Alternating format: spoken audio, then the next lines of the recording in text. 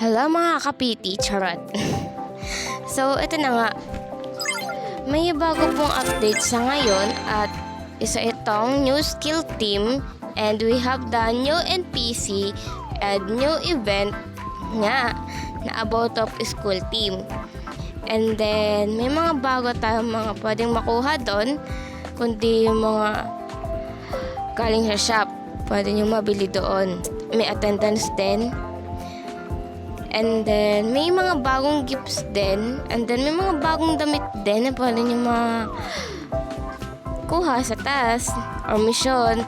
And then, may syempre, unang-una may high school scholarship, carousel. So, sige. Ngayon, magkukwento na ako sa inyo about PT pa din naman.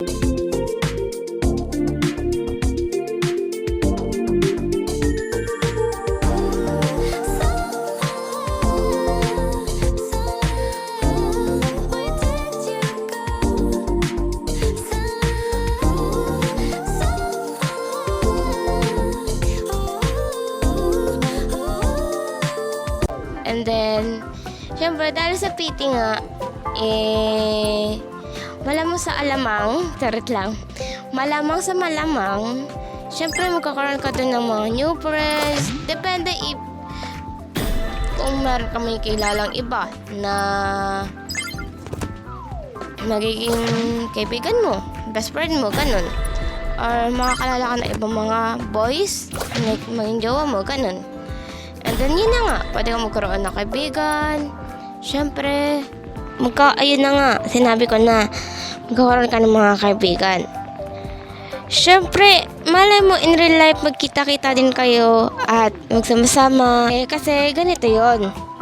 Parang, sinasabi natin na, oo nga, magkikita-kita kayo.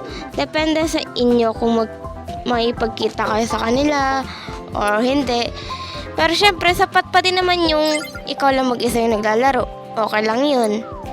At least, masaya ka sa nilalaro mo. Yun lang yun. So, bakit ka pa magharap ng mga kaibigan kung masaya ka naman sa nilalaro mo, diba?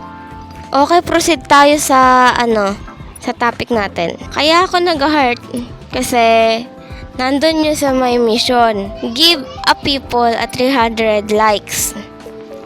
So, yung mga nakikita mo mga players, bibigyan mo sila ng heart box. So, ibig sabihin, bibigyan mo sila para yung mission na 300 na heart box na yon is makuha mo kung ano yung makuha dun sa mission na yon.